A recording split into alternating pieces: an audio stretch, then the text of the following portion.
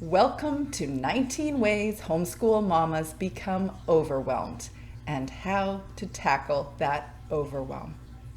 I'm Teresa Wiedrich from CapturingTheCharmLife.com. I'm here to help you turn your homeschool challenges into your homeschool charms. I've been homeschooling my 4 children for 15 years and have had plenty of opportunities to experience overwhelm. This seminar is for the homeschool mama who is feeling overwhelmed but doesn't know why. Or for the homeschool mama that totally knows why she's overwhelmed but doesn't know what strategies to tackle to get over that overwhelm. Well, I'm going to tell you that overwhelm is a common experience, especially in the beginning years of homeschooling. There's some pretty common issues that we tackle when we're in the early years, and I'm going to give you some strategies to tackle that. But are you a homeschool mom that's been around for a while and you don't know why you're still overwhelmed? I've got some unconventional thoughts about why you homeschool mama might still feel overwhelmed. So, because I have an overwhelming number of strategies to tackle, let's get started. Hey homeschool mama. Before we get started on tackling those strategies, let's first establish your self-care approach. Are you taking care of yourself? Are you nurturing yourself? If you're not, then all of the strategies that I share with you really don't have the same value, because first and foremost, you need to take care of you. What am I talking about when I say self-care strategies? I'm not talking about having your nails done. Don't look too close, but they're definitely not. I live on a homestead with chickens and a big old great pier, and I love to garden. And though this winter has begun a wee bit early, still no manicure. So I'm not talking about spas, not spa days, whether you go to them on the regular or almost never. You can include that as your self-care strategy. I'm not talking about rendering your Netflix addiction either. You don't have to delete your Netflix app. I am talking about these things. So grab a pen, grab your journal, and if anything triggers you, you are reminded that maybe this is an area that I'm challenged by, I might need to address or get into a regular practice addressing, then these are a few thoughts for you. First thought. Create a morning routine. You need a morning routine. Something that is just for you before the kids are awake. I know, but just 15 minutes. Or if they're really little, just 3 minutes, and get them used to you being by yourself. Turn on your UV light for some morning daylight. Grab a cup of coffee or tea or kombucha or whatever you're drinking. Make sure you've got something to read that's inspirational, something to write on, your journal, whatever it is that works for you. Have a morning routine. Okay, so second thought. What are the triggers that you have that make you feel not good enough? Is it when you learn what the neighbors' kids are doing at school? Is it when you're checking out other homeschool Instagram pages? What is it that triggers that feeling of you're not doing this homeschool thing good enough? How about what are the triggers for you to feel overwhelmed? Are you familiar with those? Have you really looked at them closely? Are you in a perpetual state of overwhelm? Do you feel satisfied with your organizational efforts, your homeschool routines, and your household planning? Or does it feel like one big giant mess? It's all about whether you feel like it's okay or not. Because if I could turn this camera around, do a 360, you would be like, whoa, she cleared the table pretty well. Okay, so do you feel angry more often than you'd like? What triggers you towards anger? Developing a comfortable relationship with anger is a lifelong process. I can tell you from experience. It is something I'm still getting comfortable with, but required. Do you have enough time outside your family? Separate. Not in a grocery store. Not behind a locked bathroom door. Do you routinely have physical activity that gets your heart rate up? I know, I'm going to talk about that. because I'm not trying to guilt you into it, but I'm going to tell you that even if you're just doing 10 minutes a day, like hard workout, and you just keep building up minute by minute, which is presently what I'm doing again, because I go in and out of this pretty consistent routine, and then I lose the consistency, and then I realize it's not about trying to maintain an image, a body image, or matching the culture or following what the culture is saying. It is about building resilience and burning off tension. And in the middle of the day, often, not always, we homeschool mamas need to burn off tension. So 10 minutes a day on an elliptical, running up and down the driveway, bouncing on the trampoline, doing a dance party with the kids, but enough time to burn off some tension. Do you have enough time apart from your homeschool mom identity? Or are you developing a homeschool mom identity? Does what I just said have any relevance to you? When I was really young, I wanted to be a mom. When I was 19, I had an opportunity to be a live-in nanny for 4 teenage kids, full-time, weeks at a time, while the parents were going off to do full-time work as long-distance truck drivers. Was pretty excited about that. Also completely nuts.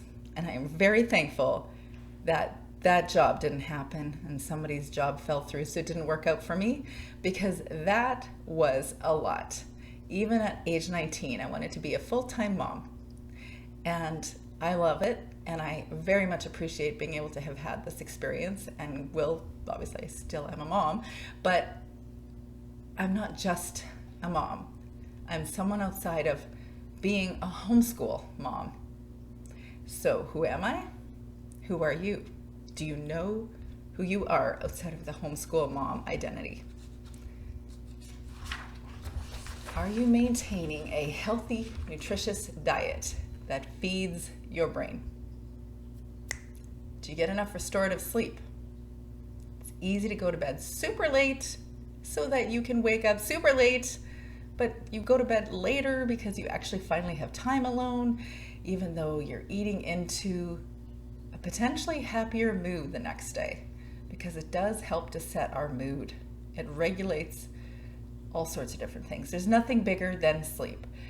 And if I'm speaking to a mom that has especially young kids, yeah, I remember that like it was yesterday. And recently it's becoming yesterday again, but it's not because of the young kids. It's because I'm getting older and I'm starting to have these moments where I wake up in the night. You have about 10 years in between the last child actually sleeps through the night, and then you get old and then you wake up for other reasons. But the goal is restorative sleep and creating a healthy sleep routine. Are you doing it? So, what is time alone for you? Is it a weekly spa visit where you get a mani and a pedi, a massage, an acupuncture treatment, and a dinner by yourself? Is anyone doing that? Netflix and dark chocolate, like 15 more minutes before you fall asleep? Or quiet time in the grocery store? Your social time, does it consist of you being uber mama, so you get to meet up with the piano teacher or the dance teacher, or how about the FedEx lady once a week?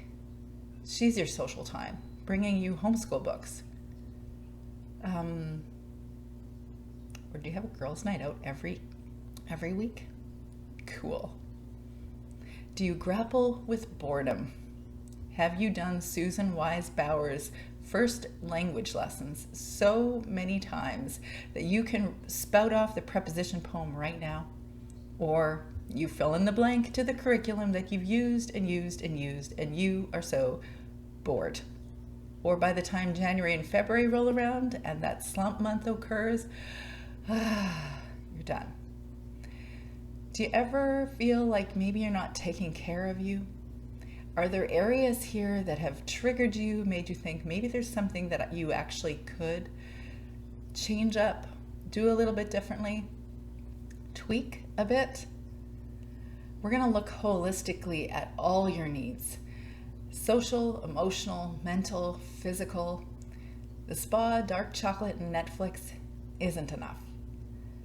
I have at least 50 things you can do to take care of you in a specific post, but I'm not really talking about that kind of self-care. I'm talking about holistic self-care.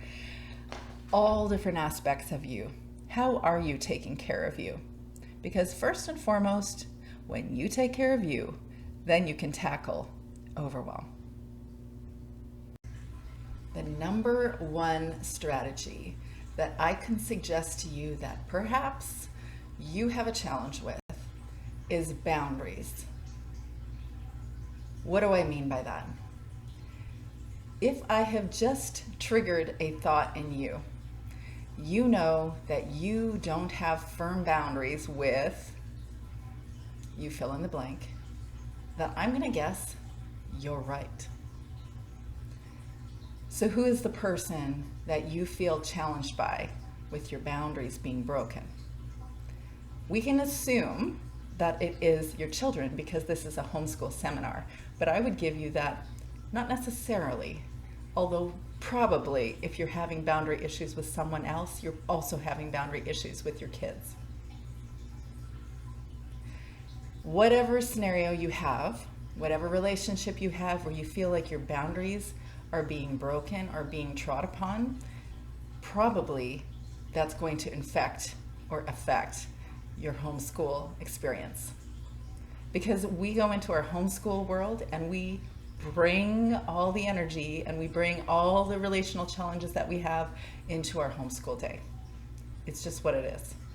Everyone does that. Even if we're not homeschool parents, we do that.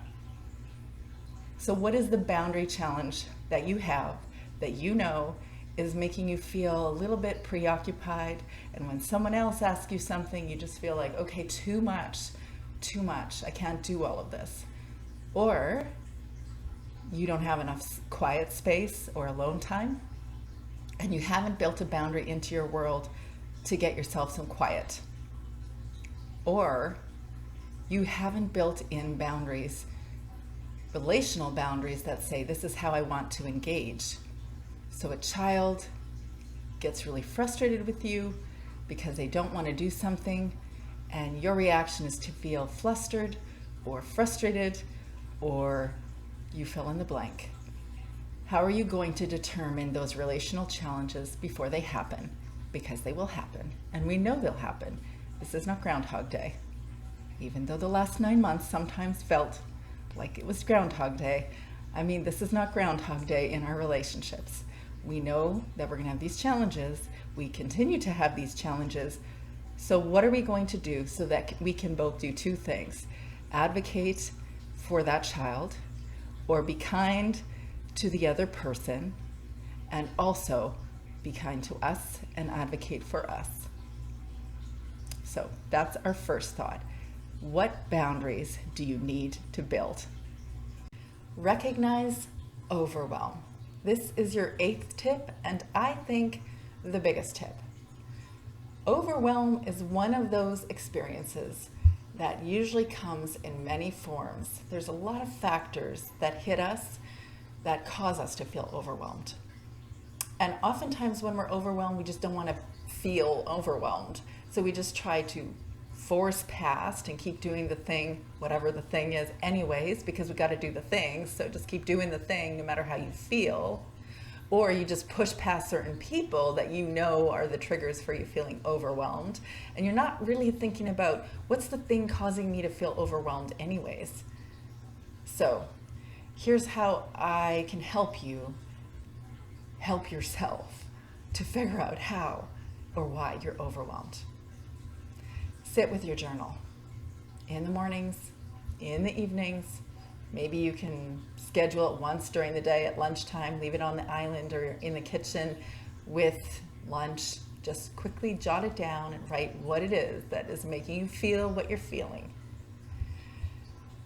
That one tip right there, I have learned and have been truly surprised by recognizing how we feel and accepting that that's really how we feel. We're feeling that feeling for the reason, no matter how ridiculous or petty or little that reason is for why we're feeling overwhelmed, helps dissipate the feeling of overwhelm. I don't know why.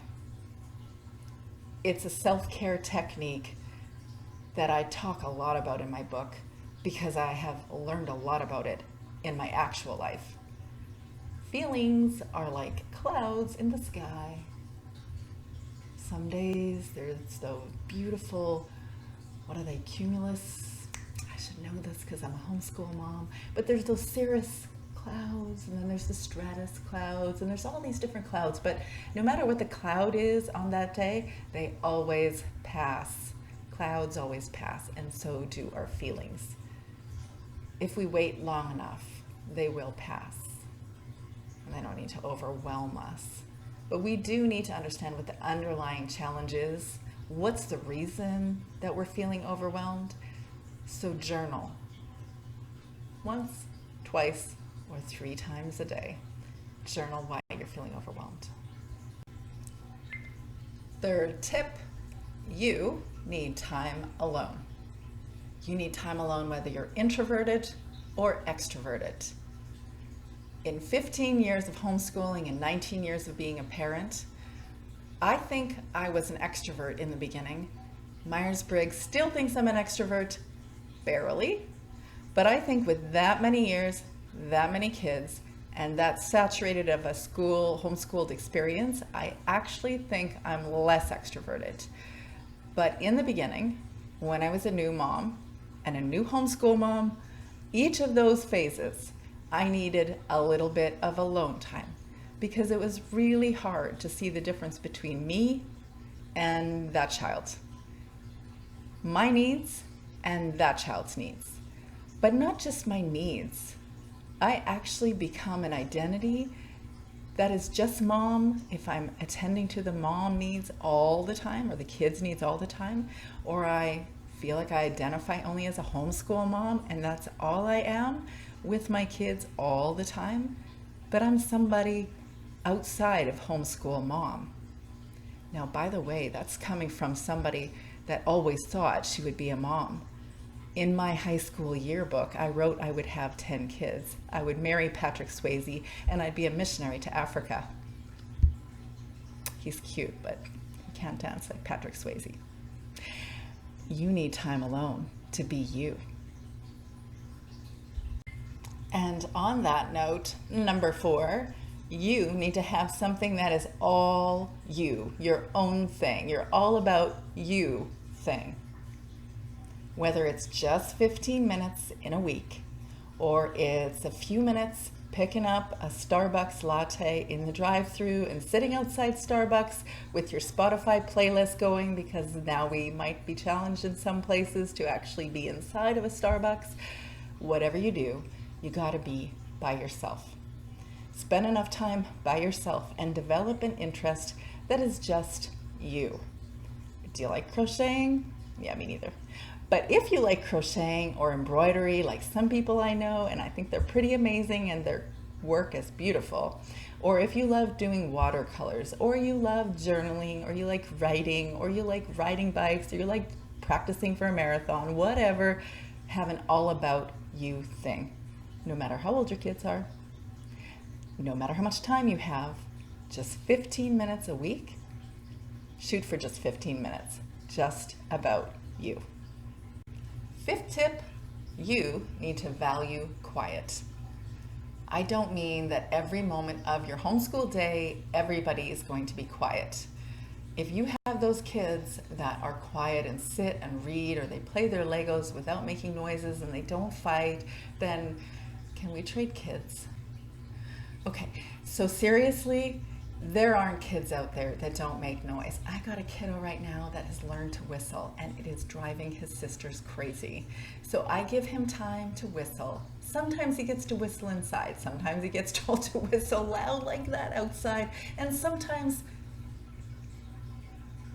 it's quiet. I'm here doing this and it's quiet. I should be out there with them being quiet. Yeah, practice quiet with them. Sit them down on the sofa, give them a bunch of books or a game that's just for that specific time, and help them practice being quiet. Because you need quiet sometimes. Sometimes you need quiet. As I get louder, you need quiet. You need to be able to think. You need to feel separate. you need to just not have so much coming at you, okay? Let's just take a moment of silence. And on that note, you want to build family harmony, family happiness. That is your 6th tip. Okay. Sure. That's the plan. Have you met my kids? Do you know how I react if somebody leaves their boots out in the mudroom? Okay, so I think family harmony and happiness are the ideal. It's probably why I named my blog Capturing the Charmed Life. Because I've got a gravitational pull to all things pretty, all things harmony, all things in balance, all things happy. Because nobody has a gravitational pull to suffering. Okay, so how are we going to capture this tip with patience? Let me speak to you. And I'm looking right at me right now. Your kids are kids.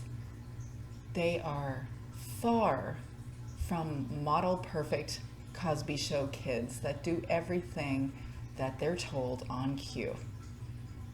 They are in different developmental stages that are challenged by different developmental stages that are unique to their personalities. They are learning and growing just like you. Accept that they are human, they make mistakes, they got stuff to learn just like you. Take a deep breath. Okay, I feel a little bit better. Truth is, this one is really challenging for me. Ta-da! Surprise. No surprise. It's challenging. I don't really like it when there's not a harmony, happy thing going on in the home. Does anybody? But if we're shooting for that, we're more likely to hit it. So if our goal is family harmony and happy, then maybe we're not going to quite lose it when something gets broken, something gets lost, or some kid doesn't get into the car fast enough so we can make it to the extracurricular thing on time. Our goal, focus on family, harmony, and happiness. It's a lofty goal, but it is the goal. And sometimes that goal means accepting it, accepting them, and accepting yourself for where you're at. And that'll help you move closer to family harmony than anything. Maintain a morning routine. This is your 7th tip. Whether you are an early bird or you like to get up late, I suggest that you create a morning routine before the kids are awake. More on that in a minute. What's the morning routine? Yoga, stretching, meditation, throw on a UV light if you're in that dark season, inspirational reading, journaling, go for a walk, take the dog for a walk, go for a run, have a shower, whatever it is that's really important for you in the morning. Okay, those are the things that help to build alone time, help to build in something that might be just for you, and also thinking time separate from your kids. So you hit those 3 tips right away. And I know what I'm talking about when I say build that morning routine before your kids are awake. It was a practice for me. And my kids know that they, for years, woke me up with a cup of coffee at about 9 because I definitely did not do the morning routine before the kids were awake for a long time. It is a difficult thing to do when you're underslept, sleep deprived, and sometimes it's the only thing that you can do to get that separate time when your kids are really young, even if it's just 15 minutes. So I remember what it was like to have a baby that was colicky and to feel thoroughly overwhelmed. My first, and I had a colicky baby that was my last, with 3 other little girls. It was a lot. I started homeschooling with a toddler and a baby and 2 homeschool girls. That was a lot. For 7 years we did homeschooling while traveling. That was a lot, though very fun. I have had many chances to be overwhelmed. And the one thing I would say every day is just 15 minutes of quiet in the morning. Except when you can't. But at least you've maintained a routine that says that's the goal. And if the kids won't let you, I understand. The goal there is to teach them this is what mom's going to do. So the door is closed. There's an alarm clock set that's sitting on the floor outside the door that says you can come in when the alarm goes off. Or you can lock yourself in a bathroom. But I don't recommend that because it's kind of like a homing technique for kids. They just know that you're in there. So then I've said, even when my child was 18, I'm in the bathroom? And she was like, yeah, but mom, I need a... And I'm like, does this ever end? No, it doesn't. So don't maybe lock the bathroom. But go into the bathroom, talk to yourself in the mirror for a quiet few minutes.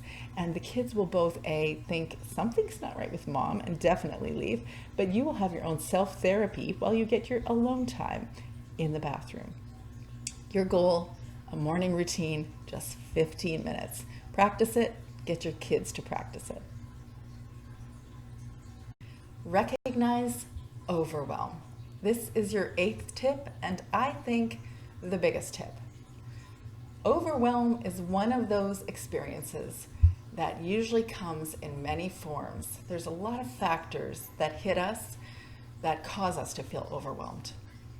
And oftentimes when we're overwhelmed, we just don't want to feel overwhelmed. So we just try to force past and keep doing the thing, whatever the thing is anyways, because we got to do the thing. So just keep doing the thing no matter how you feel. Or you just push past certain people that you know are the triggers for you feeling overwhelmed. And you're not really thinking about what's the thing causing me to feel overwhelmed anyways. So here's how I can help you help yourself to figure out how or why you're overwhelmed. Sit with your journal in the mornings, in the evenings. Maybe you can schedule it once during the day at lunchtime, leave it on the island or in the kitchen with lunch. Just quickly jot it down and write what it is that is making you feel what you're feeling. That one tip right there, I have learned and have been truly surprised by recognizing how we feel and accepting that that's really how we feel. We're feeling that feeling for the reason, no matter how ridiculous or petty or little that reason is for why we're feeling overwhelmed, helps dissipate the feeling of overwhelm. I don't know why. It's a self-care technique that I talk a lot about in my book because I have learned a lot about it in my actual life. Feelings are like clouds in the sky. Some days there's those beautiful, what are they, cumulus? I should know this because I'm a homeschool mom. But there's those cirrus clouds, and then there's the stratus clouds, and there's all these different clouds. But no matter what the cloud is on that day, they always pass. Clouds always pass, and so do our feelings. If we wait long enough, they will pass. And they don't need to overwhelm us. But we do need to understand what the underlying challenge is. What's the reason that we're feeling overwhelmed? So journal. Once, twice, or 3 times a day. Journal why you're feeling overwhelmed. Which naturally brings me to the 9th tip of meditate. Meditation to me was super woo-woo. Like, no. I thought you should pray. Except that sometimes when we pray, in fact, a lot of times when we pray, we are not necessarily just being quiet. We're actually ruminating over the things that we want and the things that we're worried about and the things that we're disconcerted about or angry about or whatever. But we're actually spending a lot of time talking to over and over and over about that feeling. Meditation is different. Meditation isn't losing all your thoughts. Once upon a time, that is definitely why I thought I could not do this, because I could not possibly sit still and not think. The goal isn't to not think. The goal is to be still, be quiet, which is also a challenge. Even if you didn't have kids there, it's a challenge. But practicing meditation actually reorients things, shifts things in your head. It changes things in your head. Even for trauma victims, it will change what's going on in the brain. So I'm assuming that your homeschool isn't on regular trauma, hopefully. Your meditation goal is to just sit quietly, even if it's just to sit and breathe. Breathe through your nose, hold it for 5 seconds, and exhale as deeply as you can.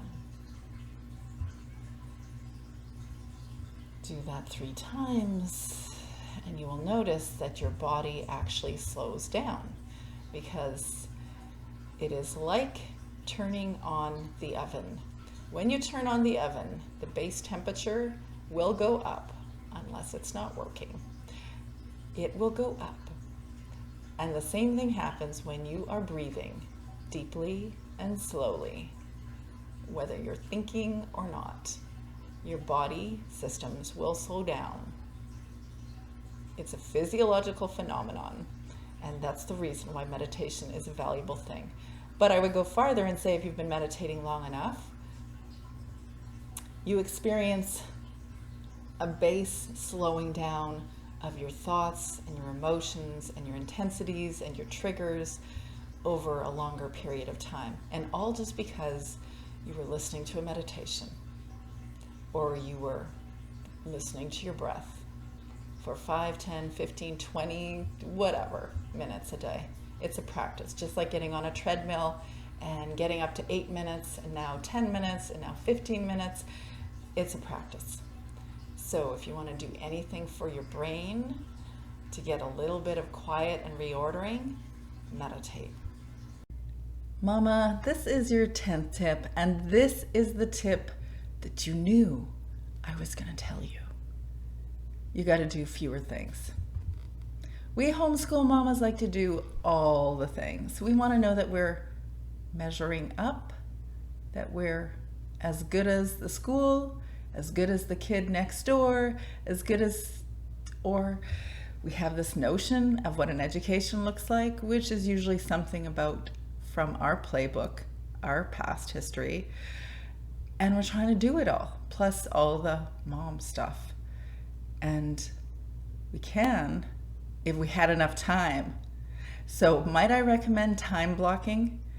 That really just means for 1 week, maybe just a day a week, keep track of everything you actually do and about how much time it actually takes. That will help you determine whether it's realistic for you to do all the things. And might I ask you one other thing? Are the things that you're doing something you're doing because you want to be doing them, or is it something you're doing because you are afraid that if you don't do this, then you fill in the blank?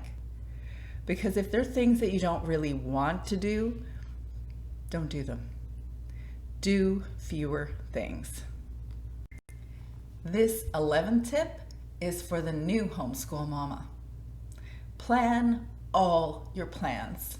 Have fun planning, have fun exploring curriculum, have fun deciding what you're going to do the next day or the next season or the next year.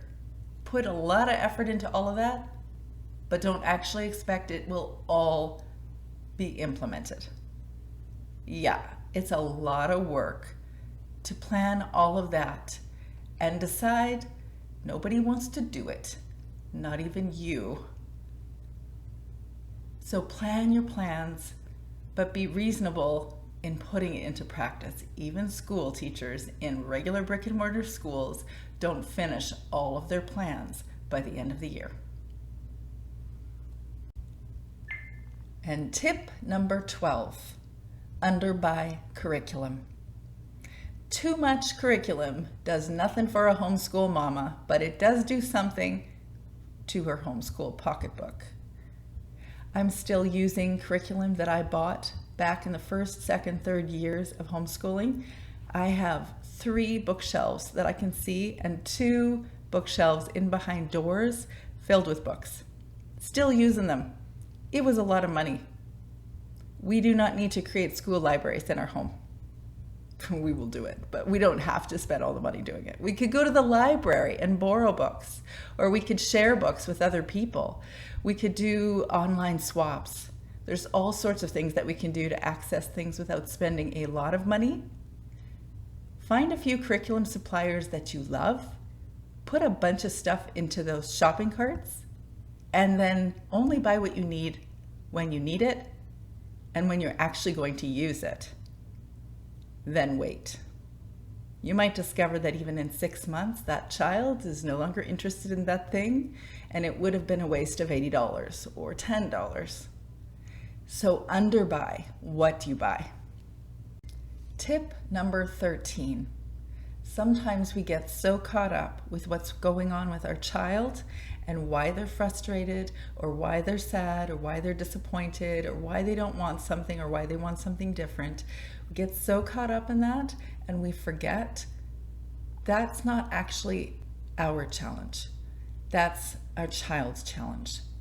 And though we care deeply and we get to be a guide for them, we are not them. They are them. It's easy to get overwhelmed when we're taking on all of the things that they're feeling and thinking and needing. So we have to determine not to become enmeshed with them and yet still live alongside them and help guide them without being them. Practice mindfulness. This is your 14th tip. Mindfulness is different than meditation. Meditation is those few moments where you're sitting to be quiet and you're focusing on your breath or you're allowing yourself just to be. We talked about that. But mindfulness is actually stopping at different points in the day and asking ourselves how we're doing, checking in with ourselves.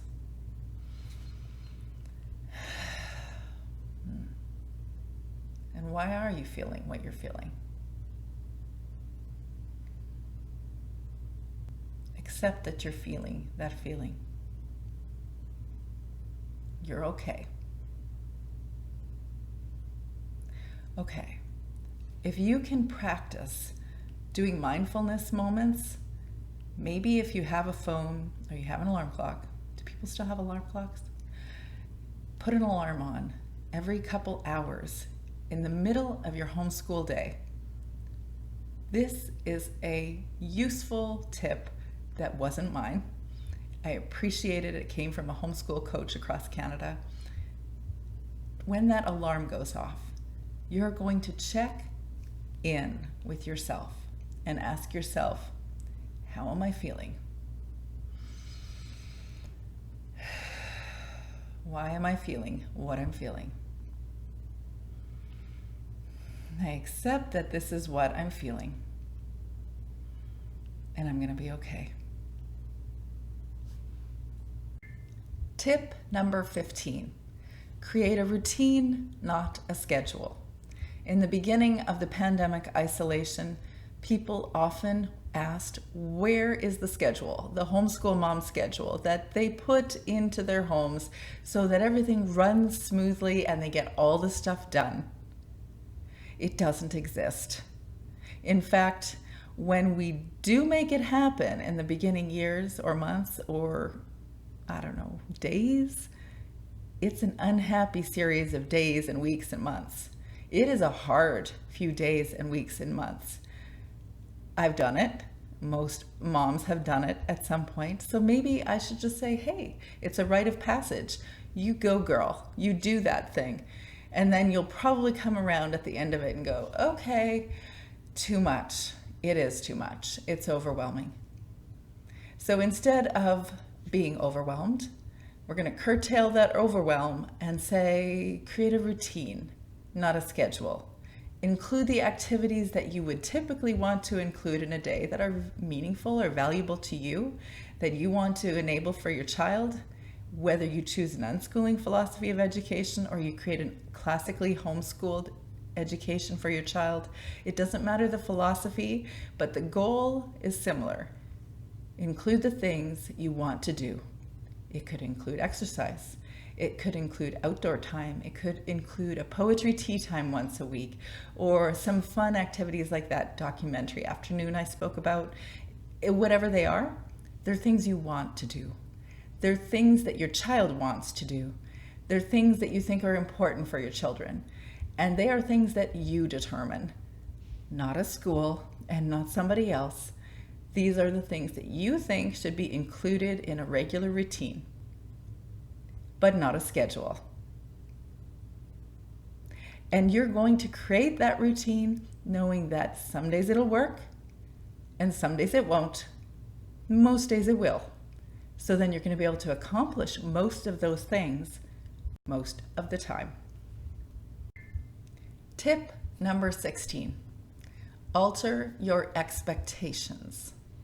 Once upon a time, I said lower your expectations, but I don't want to lower my expectations. I want my expectations to meet who I really am, and I want to be able to do all the things that are important to me, and I want to enable all the things that are important to my kids. I want us to have a really well-rounded life, and I definitely want to provide for them what they need. Having said that, expecting that every day is going to happen the way that I want it to, every day is going to be without conflict, without challenge, without frustration. I don't want to lower my expectations because I don't want there to be a consistent flow of those frustrating days. So I'm not going to lower my expectations, but I am going to alter them to reality. Sometimes you're going to have those days, whether they're schooled or homeschooled, whether they're toddlers, whether they're teenagers, whether they're 11-year-olds, you're going to have those days. And not just because of your kids, but also because you also are learning about your kids, about yourself. You're growing up too. So those days are inevitable. So you're going to alter your expectations of you, your kids, and your homeschool. Tip number 17. I'm going to talk about the myth of multitasking. If there is anyone that is capable of multitasking, it is the homeschool mom. We could be breastfeeding while we're also frying something on the stove, maybe talking to someone on the phone and directing someone's cursive on the side. This may or may not have happened in real life. And you can fill in the blank your own stories, how you maybe work at home with kids, maybe you're just moving around this table, trying to do one math workbook with one age child to the next child, to the next child, to the next child. I've been there and done that. We all have different stories of multitasking, and multitasking feels like you're getting stuff done, but the truth is your heart really isn't in it all the time. You're trying to do more for your kids than is possible for you to do for yourself. You can't focus, you can't stay in the moment with your kids when you're multitasking. Officially, the research says that you actually accomplish less when you're multitasking. You certainly don't feel as satisfied, and it definitely will overwhelm if you've got too many things to do. So whenever you can, try to do fewer multitasking activities.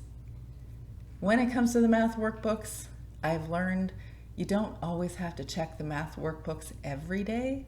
You can check them once a week and see if the kids are following through, or you can work with one child in one subject area one day and then maybe another child on another day. The myth of multitasking, I hope, will one day be infused in our culture and we'll all slow down. I don't think our smartphones are helping us there, but the myth of multitasking is real. Take fewer steps and do fewer things at a time, and you'll feel less overwhelmed. Tip number 18, enact self-care strategies in your homeschool, in your daily life. I have an entire book on this for a reason, both because there's a lot of self-care possibilities that are much beyond potato chips, dark chocolate, and Netflix, or wine and dark chocolate and Netflix, or you fill in the blank. Self-care strategies are more than just moments of pampering.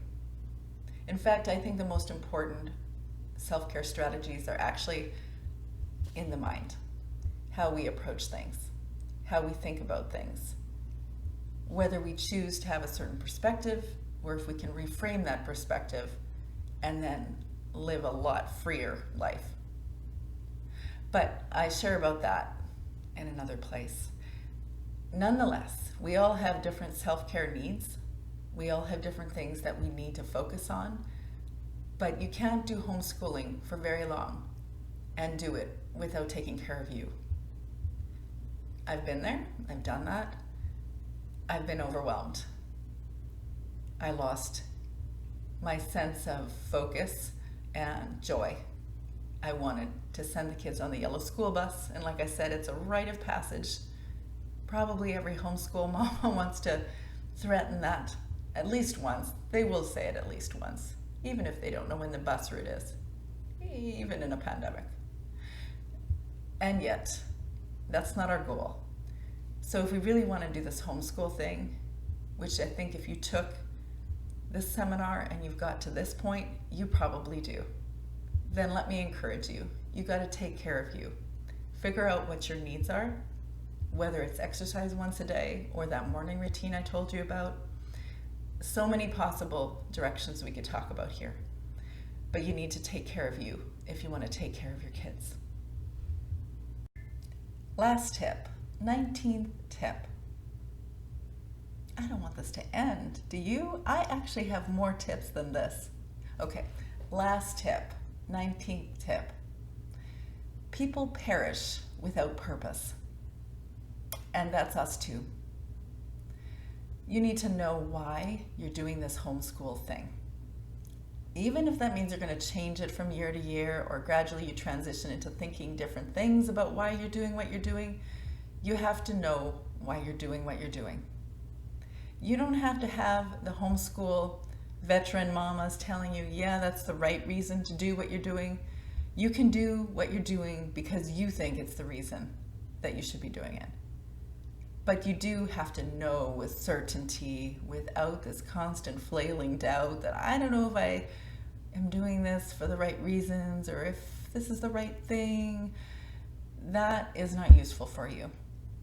Also, you can get sidetracked, overwhelmed by all sorts of things when you decide that, okay, now we're going to go down this direction. We're going to spend time doing this. Now we're going to do this. Now we're going to spend time over here. Now we're going to follow the thing that the homeschool co-op people said. Now we're going to follow what this learning outcome from the province says. We can go so many different directions based on what other people think or what we hear other people doing, or we decide now we should do this. Come up with a word that defines why you're doing what you're doing. I'll give you an example.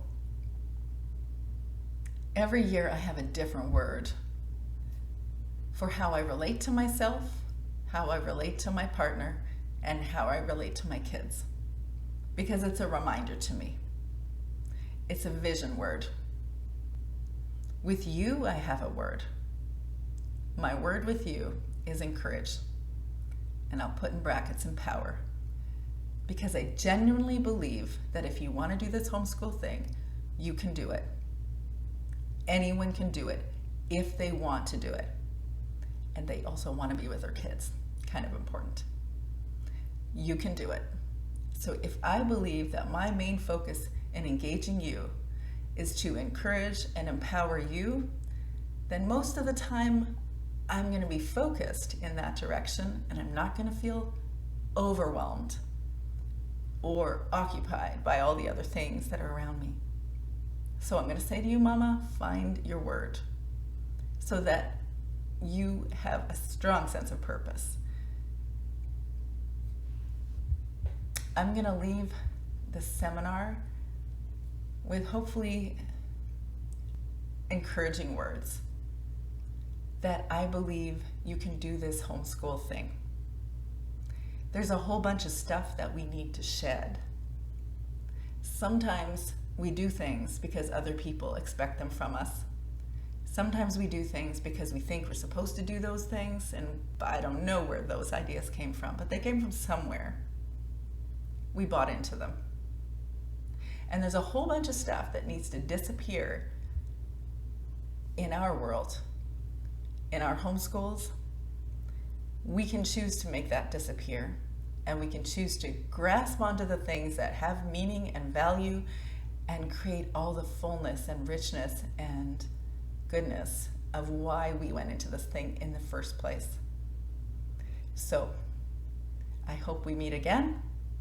I'm Teresa from Capturing the Charmed Life, and I hope you and your children can turn all your homeschool challenges into your homeschool charms. Dedicate this to you, homeschool mama. What itty-bitty piece of knowledge out there can you not learn through Google or a library card or another person so you can facilitate an education for your child? You're smarter than you seem. You bore a child out of your heart or out of your womb, and at 5 centimeters dilated, the doctors tell us that we're in labor. And before that, it's prodromal labor, so it's not real labor. But we all know that the entire journey is a labor of love.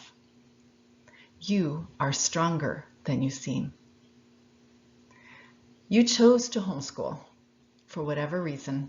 You chose to homeschool despite people questioning you on, but what about homeschool socialization? Or what about academics? Or what about meeting learning outcomes? Or what about you need things, so how are you going to satisfy what you need too? You are braver than you believe. I was in a Chapters purchasing 3 books. One was a picture book of the periodic table of elements because the children wanted one. One was the rise and fall of the American civilization. That one was my husband's. And the third one was the story of mathematics. I do not know why I bought that one, but my kids have read it. The cashier commented on what a variety of books we were choosing. And I said, yeah, we're homeschoolers. And she said, oh, I have considered that myself, except I don't have kids yet. And I said, it's a great thing to do, so much freedom. Most days. Some days it's hard. She said, I'd like to learn more about it. And so I said, well, actually, I write a blog called Capturing the Charmed Life. So I guess you know how I feel about it.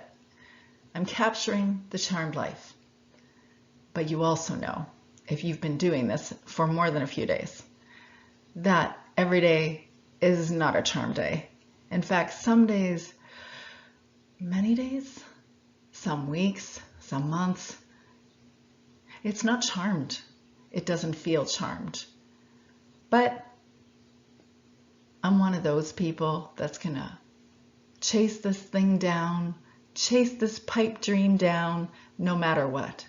Because I see the freedom. I see all the good things that come from it. I bet you do too. So together, maybe we can just go buy out that pipe store because I'm chasing that pipe dream. Thanks for joining me today. I hope that you can turn your homeschool challenges into your homeschool charms, and you can tackle all of these things that can overwhelm you, because homeschooling really is a charmed life.